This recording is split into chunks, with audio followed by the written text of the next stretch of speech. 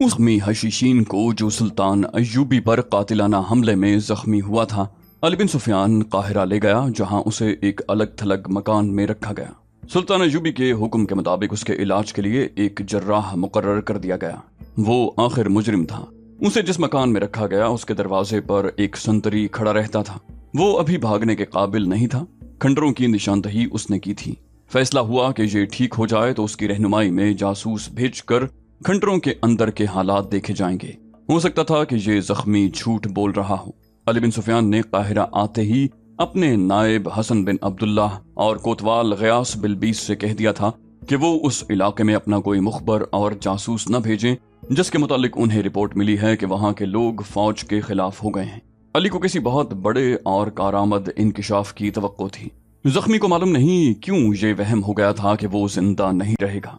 वो रोता था और बार बार अपने गांव का नाम बताकर कहता था कि मेरी बहन को बुला दो, मैं उसे देख नहीं सकूंगा। अली बिन सुफियान ने उसकी इसी कमजोरी को उससे मजीद राज उगलवाने के लिए इस्तेमाल किया। जख्मी अपनी बहन के मुताल्लिक गैर मामूली तौर पर जज्बाती था।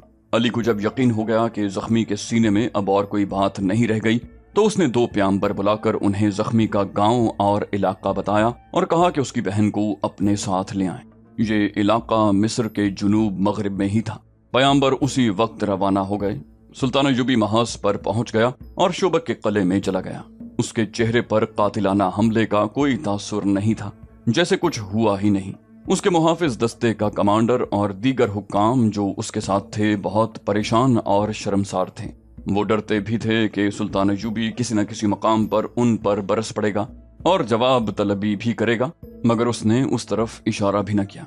अलबत्ता अपनी मरकजी कमान के फौजी हुक्काम से कहा, आपने देख लिया है कि मेरी जिंदगी का कोई भरोसा नहीं। आप मेरी जंगी चालें गौर से देखते रहा करें।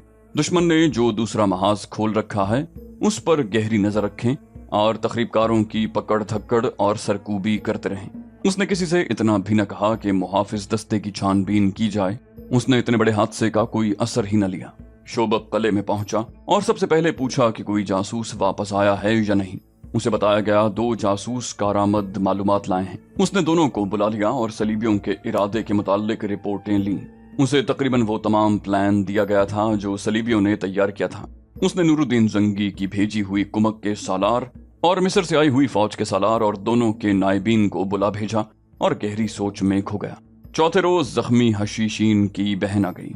उसके साथ 4 आदमी थे जिनके मुताल्लिक बताया गया कि जख्मी के चचा और तायाजाद भाई हैं। बहन जवान और पुरकशिश थी, अपने भाई के लिए बहुत ही परेशान। जख्मी उसका अकेला भाई था। उनके माँ बाप मर चुके थे। उसे और उसके साथ आए हुए 4 आदमियों को जख्मी के पास ले जाने के लिए अली बिन सुफियान की इजाजत की जरूरत थी। अली बिन सुफियान ने बहन को इजाजत दे दी। उसके साथ आए हुए आदमियों को न मिलने दिया। उन्होंने मिन्नत समाजत की और कहा कि वो इतनी दूर से आए हैं, उन्हें सिर्फ इतनी इजाजत दी जाए कि जख्मी को देख लें, वो कोई बात नहीं करेंगे। अली बिन सुफियान ने इस तरह इजाजत दी कि खुद उनके साथ होगा और उन्हें फौरन बाहर निकाल देगा। उसने ऐसा ही किया। उसी वक्त उन सबको जख्मी के पास ले गया। बहन ने भाई को देखा तो उसके ऊपर गिर पड़ी। भाई का मुंह चूमने लगी और ज़ारो कतार रोने लगी। दूसरे आदमियों के मुताल्लिक अली बिन सुफियान ने जख्मी से कहा कि इनसे हाथ मिला लो, ये वापस जा रहे हैं। उसने 4 से हाथ मिलाया तो अली बिन सुफियान ने उन्हें बाहर चले जाने को कहा और ये भी कह दिया कि वो आइंदा उसे नहीं मिल सकेंगे। वो चले गए। बहन ने अली बिन सुफियान के कदमों में बैठकर उसके पांव पकड़ लिए और रो रो कर मिन्नत की कि उसे भाई की खिदमत के लिए वहीं रहने दिया जाए। अली बिन सुफियान एक बहन की ऐसी जज्बाती इल्तिजा को ठुकरा न सका। उसने लड़की की जामा तलाशी ली और उसे वहीं रहने की इजाजत दे दी और वहां से चला गया। बहन भाई अकेले रह गए तो बहन ने भाई से पूछा कि उसने क्या किया है। भाई ने बता दिया। बहन ने पूछा कि उसके साथ क्या सलूक होगा। भाई ने जवाब दिया, अमीर मिस्र पर कातिलाना हमले का जुर्म बख्शा तो नहीं जाएगा। अगर उन लोगों ने मुझ पर रहम किया तो सजाए मौत नहीं देंगे, सारी उम्र के लिए तहखाने की कैद में डाल देंगे। बहन ने पूछा, फिर मैं सारी उम्र तुम्हें नहीं देख सकूंगी। भाई ने रुंधियाई हुई आवाज में कहा, नहीं शारजा, फिर मैं मर भी नहीं सकूंगा, जी भी नहीं सकूंगा। वो जगह बड़ी खौफनाक है जहां मुझे हमेशा के लिए कैद कर देंगे। बहन, जिसका नाम शारजा था, बच्चों की तरह बिलबिला उठी। उसने कहा, मैंने तुम्हें उस वक्त भी रोका था कि इन लोगों के चक्कर में न पड़ो, मगर तुमने कहा कि सलाहुद्दीन अय्यूबी का कत्ल जायज है। तुम लालच में आ गए थे। तुमने मेरी परवाह भी न की कि मेरा क्या बनेगा। तुम न हुए तो मेरा आसरा कौन होगा। زخمی بھائی کا ذہن تقسیم ہو گیا تھا۔ کبھی وہ پچھتاوے کی باتیں کرتا اور کہتا کہ وہ ان لوگوں کے جھانسے میں آ گیا تھا۔ اس نے یہ بھی کہا کہ صلاح الدین ایوبی انسان نہیں، خدا کا بھیجا ہوا فرشتہ ہے۔ ہم 4 ہٹے کٹے جوان مل کر اتنا بھی نہ کر سکے کہ اس کے جسم پر خنجر کی نوک سے خراش ہی ڈال دیتے۔ اس پر زہر نے بھی اثر نہ کیا۔ اس اکیلے نے 3 کو جان سے مار دیا اور مجھے موت کے منہ میں ڈال دیا۔ اس کی بہن نے کہا، یہ کہنے والے جھوٹ تو نہیں کہتے کہ صلاح الدین ایوبی کا ایمان اتنا مضبوط ہے کہ اسے کوئی گناہ گار قتل نہیں کر سکتا۔ تم چاروں مسلمان تھے، اتنا بھی نہ سوچا کہ وہ بھی مسلمان ہیں۔ زخمی بھائی بولا، اس نے خدا کے خلیفہ کی گدی کی توہین کی ہے۔ اس کے بھائی کا دماغ الٹی طرف چل پڑا۔ اس نے جوشیلے لہجے میں کہا، تم نہیں جانتی کہ خلیفہ العازد خدا کے بھیجے ہوئے خلیفہ تھے۔ بہن نے کہا، جو کوئی جو کچھ بھی تھا، میں یہ جانتی ہوں کہ تم میرے بھائی ہو اور مجھ سے ہمیشہ کے لیے جدا ہو رہے ہو۔ کیا تمہارے بچنے کی کوئی صورت پیدا ہو سکتی ہے؟ بھائی نے جواب دیا، شاید پیدا ہو جائے۔ میں نے اس شرط پر انہیں سارے راز بتا دیے ہیں کہ میرا گناہ بخش دیں، مگر میرا گناہ اتنا سنگین ہے جو شاید بخشا نہ جائے۔ اس وقت زخمی کو سو جانا چاہیے تھا اور اسے زیادہ نہیں بولنا چاہیے تھا، کیونکہ پیٹ کے زخم کھل جانے کا ڈر تھا، مگر وہ بولتا جا رہا تھا اور بہن رو رہی تھی۔ بولتے بولتے اس کے پیٹ کے زخم میں ٹیسیں محسوس ہونے لگی اور وہ بے حال ہو گیا۔ اس نے بہن سے کہا، شارجہ باہر جاؤ، کوئی آدمی ملے تو اسے کہو کہ طبیب یا جراح کو بلا دے، میں مر رہا ہوں۔ شارجہ دوڑتی باہر گئی۔ باہر سنتری کھڑا تھا۔ اس نے اسے بھائی کی حالت بتائی تو اس نے شارجہ کو اس جراح کے گھر کا رستہ بتا دیا جسے زخمی کی دیکھ بھال کے لیے مقرر کیا گیا تھا۔ اسے سختی سے حکم دیا گیا تھا کہ دن ہو یا رات زخمی کو زندہ رکھنے کی پوری کوشش کی جائے۔ وہ شاہی جراح تھا۔ شارجہ دوڑتی گئی۔ جراح کا گھر بالکل قریب تھا۔ شارجہ نے جراح کو بھائی کی حالت بتائی تو وہ بھاگم بھاگ آیا اور زخمی کو دیکھا۔ اس کے پیٹ کی پٹی خون سے لال ہو گئی تھی۔ جراح نے فوراً پٹی کھولی، خون بند کرنے کے لیے اس میں سفوف ڈالے اور بہت سا وقت صرف کر کے پٹی باندھی۔ خون بند ہو گیا۔ اس نے زخمی کو دوائی پلا دی جس کے اثر سے اسے نیند آ گئی اور وہ سو گیا۔ شارجہ اس جوان سال جراح کو حیرت اور دلچسپی سے دیکھتی رہی۔ اسے توقع نہیں تھی کہ اتنی رات گئے کوئی اس کے مجرم بھائی کو دیکھنے آ جائے گا، لیکن جراح دوڑتا آیا اور اس نے اتنے انہماک سے زخمی کی مرہم پٹی کی کہ شارجہ کو حیران کر دیا۔ زخمی کی آنکھ لگ گئی تو جراح نے آنکھیں بند کر کے اور ہاتھ اوپر اٹھا کر سرگوشی کی، زندگی اور موت تیرے ہاتھ میں ہے میرے خدا، اس بد نصیب کے حال پر کرم کر، اسے زندگی عطا کر دے خدائے عزوجل۔ شارجہ کے آنسو نکل آئے۔ اس پر جراح کا تقدس طاری ہو گیا۔ اس نے جراح کے قریب 2 زانو ہو کر اس کا ایک ہاتھ پکڑا اور چوم لیا۔ جراح کے پوچھنے پر شارجہ نے بتایا کہ وہ زخمی کی بہن ہے۔ اس نے جراح سے پوچھا، کیا آپ کے دل میں اتنا زیادہ رحم ہے کہ میرے بھائی کو آپ تکلیف میں نہیں دیکھ سکتے، یا اسے اس لیے زندہ رکھنا چاہتے ہیں کہ یہ آپ کو راز کی ساری باتیں بتا دے؟ جراح نے کہا، مجھے اس سے کوئی دلچسپی نہیں کہ اس کے پاس کوئی راز ہے یا نہیں، میرا فرض یہ ہے کہ اسے زندہ رکھوں اور اس کے زخم بالکل ٹھیک کر دوں۔ میری نگاہ میں مومن اور مجرم میں کوئی فرق نہیں۔ شارجہ نے کہا، آپ کو شاید معلوم نہیں کہ اس کا جرم کیا ہے، اگر معلوم ہوتا تو آپ اس کے زخم پر مرہم رکھنے کی بجائے اس میں نمک بھر دیتے۔ جراح نے کہا، مجھے معلوم ہے، لیکن میں اسے زندہ رکھنے کی پوری کوشش کروں گا۔ شارجہ اتنی متاثر ہوئی کہ اس نے جراح کے ساتھ اپنی باتیں شروع کر دیں۔ اسے بتایا کہ اس کے ماں باپ اس کے بچپن میں مر گئے تھے۔ اس وقت اس کا بھائی 10-11 سال کا تھا۔ اس نے شارجہ کو پالا پوسا اور جوان کیا۔ اگر اس کا بھائی نہ ہوتا تو کوئی نہ کوئی اسے اغوا کر کے لے جاتا۔ بھائی نے زندگی بہن کے لیے وقف کر دی۔ جراح انہماک سے اس کی باتیں سنتا رہا اور اسے اس خیال سے باہر صحن میں لے گیا کہ زخمی کی آنکھ نہ کھل جائے۔ جراح ایسے انداز میں شارجہ کی باتیں سن رہا تھا جیسے وہ رات یہیں گزارے گا، مگر وہ جانے لگا تو شارجہ نے اس کا ہاتھ پکڑ کر کہا، آپ چلے جائیں گے تو مجھے ڈر آئے گا۔ جراح نے اسے بتایا کہ وہ اسے اپنے ساتھ نہیں لے جا سکتا اور اس کے ساتھ رہ بھی نہیں سکتا۔ جراح گھر میں اکیلا رہتا تھا۔ وہ شارجہ کی خاطر کچھ دیر اور رک گیا اور رات کے پچھلے پہر گیا۔ دوسرے دن کا سورج ابھی طلوع نہیں ہوا تھا کہ وہ زخمی کو دیکھنے آ گیا۔ اس نے رات والے انہماک سے اس کی مرہم پٹی کی، زخمی کو دودھ پلایا اور ایسا کھانا دیا جو شارجہ نے کبھی خواب میں بھی نہ دیکھا تھا۔ اس دوران علی بن سفیان آیا۔ زخمی کی حالت دیکھ کر چلا گیا لیکن جراح نہ گیا۔ وہ شارجہ کے ساتھ باتیں کرتا اور اس کی باتیں سنتا رہا۔ اس روز شام تک وہ 3 بار زخمی کو دیکھنے آیا، حالانکہ وہ صرف دوپہر کو آیا کرتا تھا۔ شام کو وہ چلا گیا تو زخمی نے اپنی بہن سے کہا، شارجہ، میری ایک بات غور سے سن لو، میری زندگی اس جراح کے ہاتھ میں ہے، लेकिन मैं देख रहा हूं कि तुम्हें देखकर ये मेरा इलाज पहले से ज्यादा अच्छे तरीके से करने लगा है। मैं मौत कबूल कर लूंगा, मगर इसे इतनी ज्यादा कीमत नहीं दूंगा जो इसने दिल में रख ली है। मुझे शक नहीं, यकीन है कि ये मुझे जिंदा रखने के लिए तुम्हारी इज्जत का नजराना लेना चाहता है। शारजा ने कहा, मैं तो इसे फरिश्ता समझती हूँ। उसने अभी तक कोई ऐसा इशारा भी नहीं किया और मैं बच्ची भी तो नहीं हूँ, लेकिन मैं इसे ऐसा समझती नहीं। शारजा का अंदाज ऐसा था जिसने भाई को शक में डाल दिया कि वो जर्राह में दिलचस्पी लेती है। उस रात जर्राह आया, जख्मी सो गया था, शारजा जाग रही थी। वो जर्राह के साथ सहन में चली गई। कुछ देर बातें होती रहीं। जर्राह ने उसे कहा कि उसका भाई दवाई के असर से इतनी गहरी नींद सो गया है कि सुबह तक उसकी आंख शायद न खुले। आओ मेरे घर चलो। शारजा कुछ झिझकी, लेकिन जर्राह की पेशकश ठुकरा न सकी, उसके साथ चली गई। ये खुबरू जवां साल और हलीम तबा जर्राह अकेला रहता था। शारजा बालिग दिमाग लड़की थी। उसे तवक्को थी कि आज रात ये आदमी उसके सामने बेनकाब हो जाएगा, मगर ऐसा न हुआ। वो उसके साथ हमदर्द दोस्तों की तरह बातें करता रहा। लड़की को उसके इतने मुशफिकाना सलूक ने परेशान कर दिया। उसने बेख्तियार उससे पूछा, मैं सहरा के दूर दराज इलाके की गरीब सी लड़की हूँ और एक ऐसे मुजरिम की बहन हूँ जिसने मिस्र के बादशाह पर कातिलाना हमला किया है। उसके बावजूद आप मेरे साथ ऐसा सलूक क्यों कर रहे हैं जिसकी मैं हकदार नहीं? जर्राह ने मुस्कुराहट के सिवा कोई जवाब न दिया।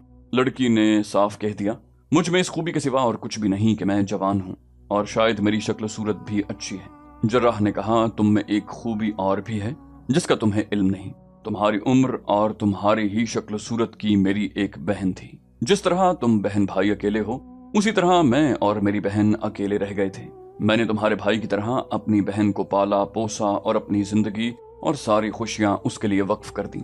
वो बीमार हुई और मेरे हाथों में मर गई। मैं अकेला रह गया। तुम्हें देखा तो शक हुआ जैसे मुझे मेरी बहन मिल गई हो। अगर तुम अपने आप को जवान और खूबसूरत लड़की समझती हो और मेरी नियत पर शक है, तो इसका यही इलाज है कि मैं तुम में ऐसी दिलचस्पी का इजहार नहीं करूंगा जो अब तक किया है। तुम्हारे भाई में पूरी दिलचस्पी लेता रहूंगा। उसे ठीक करना मेरा फर्ज है। शारजा रात देर तक वहां से वापस आई। जर्राह उसके साथ था। लड़की के शुकूक रफा हो चुके थे। दूसरे दिन जर्राह जख्मी को देखने गया। उसने शारजा के साथ कोई बात न की। वो जाने लगा तो शारजा ने बाहर जाकर उसे रोक लिया। वो रो रही थी। उसे डर था कि जर्राह उससे नाराज होकर चला गया है। जर्राह ने उसे बताया कि वो नाराज नहीं, लेकिन वो उसे किसी और शक में नहीं डालना चाहता। रात को जब जख्मी सो गया तो शारजा वहां से निकल गई और जर्राह के घर चली गई। ये उसकी बेताबी थी जिस पर वो काबू न पा सकी। बहुत देर तक जर्राह के पास रही। उसके जहन में कुछ गांठें पड़ी हुई थी जिन्हें वो खोलना चाहती थी। उसने जर्राह से पूछा, क्या खलीफा खुदा के भेजे हुए होते हैं? जर्राह ने कहा, खलीफा इंसान होता है। खुदा के भेजे हुए नबी और पैगंबर थे और ये सिलसिला रसूल अकरम सल्लल्लाहु अलैहि वसल्लम पर खत्म हो गया। लड़की ने पूछा, सलाहुद्दीन अय्यूबी खुदा का भेजा हुआ है? जर्राह ने कहा, नहीं, वो भी इंसान है, लेकिन आम इंसानों से उसका रुतबा बुलंद है क्योंकि वो खुदा और खुदा के भेजे हुए आखिरी रसूल सल्लल्लाहु अलैहि वसल्लम के अजीम पैगाम को दुनिया के गोशे गोशे में पहुंचाना चाहता है। ऐसे और बहुत से सवाल थे जो शारजा ने पूछे और जर्राह ने उसके शुकूक रफा किए। उसने कहा, फिर मेरा भाई बहुत बड़ा गुनाहगार है। अगर उसे कोई ये बातें बता देता जो आपने मुझे बताई हैं तो वो इस गुनाह से बचा रहता। अब तो उसकी जान बख्शी नहीं होगी। जर्राह ने कहा, हो जाएगी।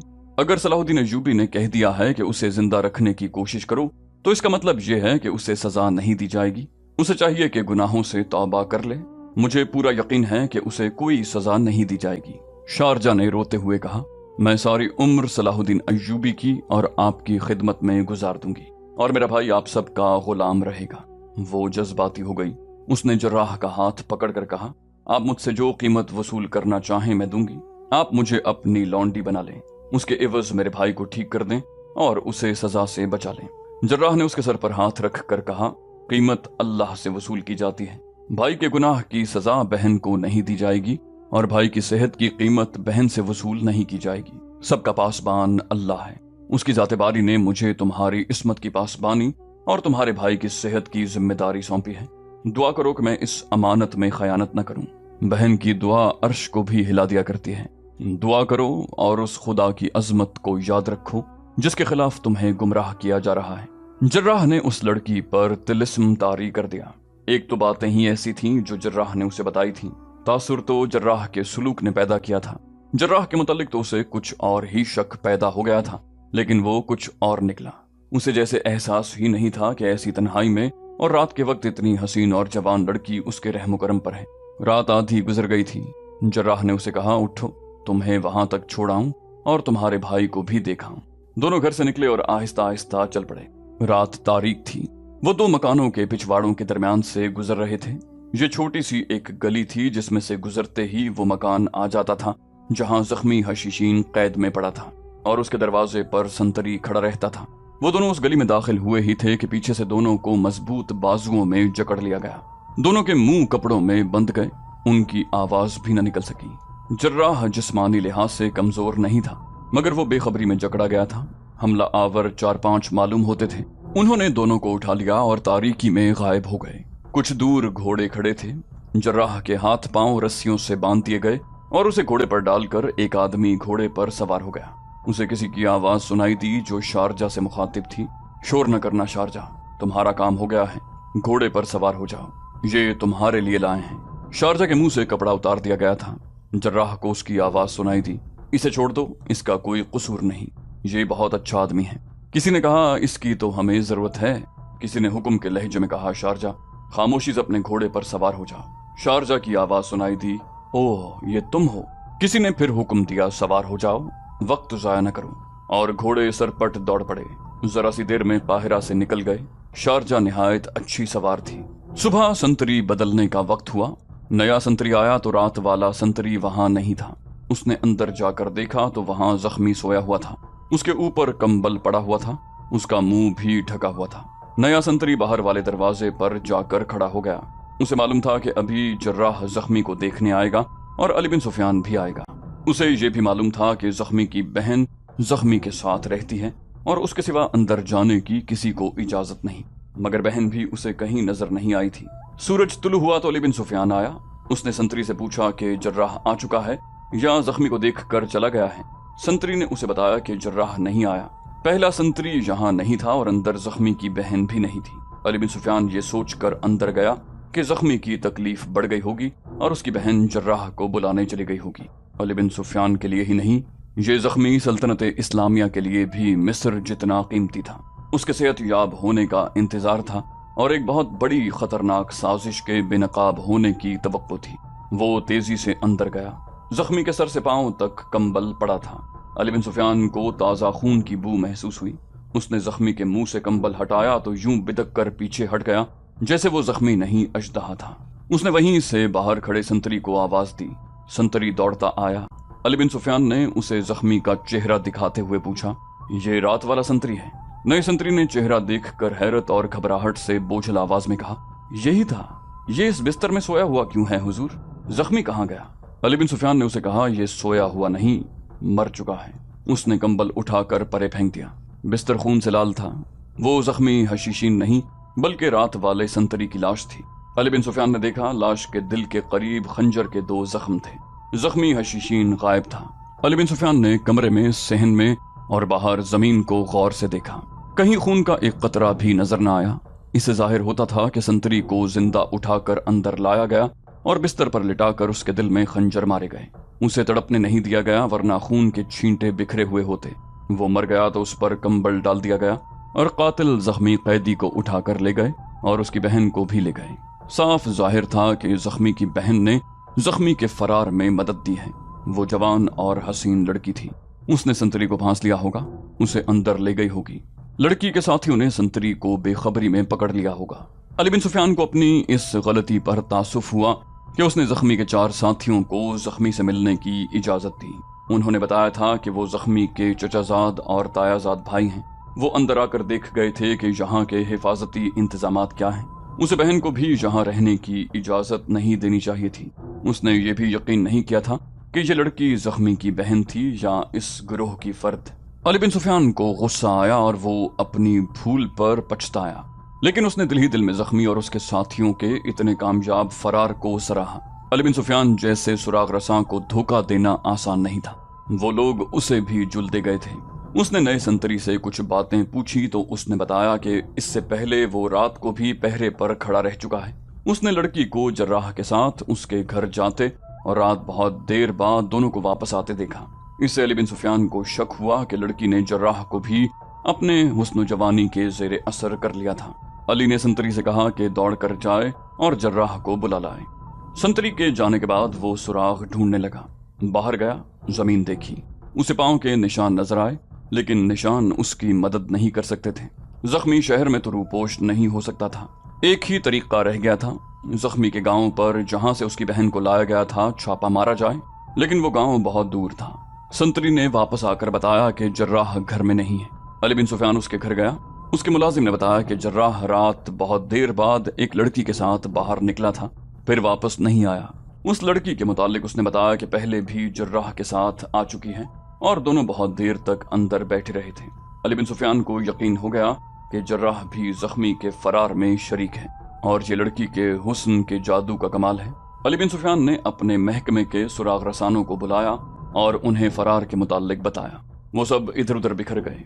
एक जगह उन्हें बहुत से घोड़ों के खुरों के निशान नजर आए। इर्द गिर्द के रहने वालों में से 3-4 आदमियों ने बताया कि रात उन्होंने बहुत से घोड़े दौड़ने की आवाजें सुनी।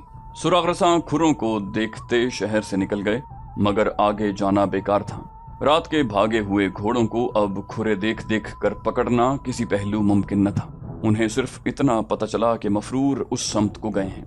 अली बिन सुफियान के करने का काम अब यही रह गया था कि कायम मकाम अमीर मिस्र तकीउद्दीन को इत्तला दे दे कि जख्मी हशीशीन को उसके साथ ही अगवा करके ले गए हैं। उसे ये ख्याल भी आया कि जख्मी ने राज की जो बातें बताई थीं वो बेबुनियाद थीं और उसने अपनी जान बचाने और फरार का मौका पैदा करने के लिए ये चाल चली थी। वो सुल्तान अयूबी को भी और अली बिन सुफियान को भी उल्लू बना गया था। तो दोस्तों, ये थी हमारी आज की एपिसोड। उम्मीद करते हैं आपको हमारी एपिसोड पसंद आई होगी। जाने से पहले इस वीडियो को लाइक, शेयर और कमेंट करना मत भूलिए। और अगर आप हमारे चैनल पर नए हैं तो इसे सब्सक्राइब कीजिए और बेल आइकन पर क्लिक कीजिए ताकि आपको तमाम वीडियोस फौरन मिलती रहें। अगली वीडियो तक के लिए अपना ख्याल रखिए। अल्लाह हाफिज।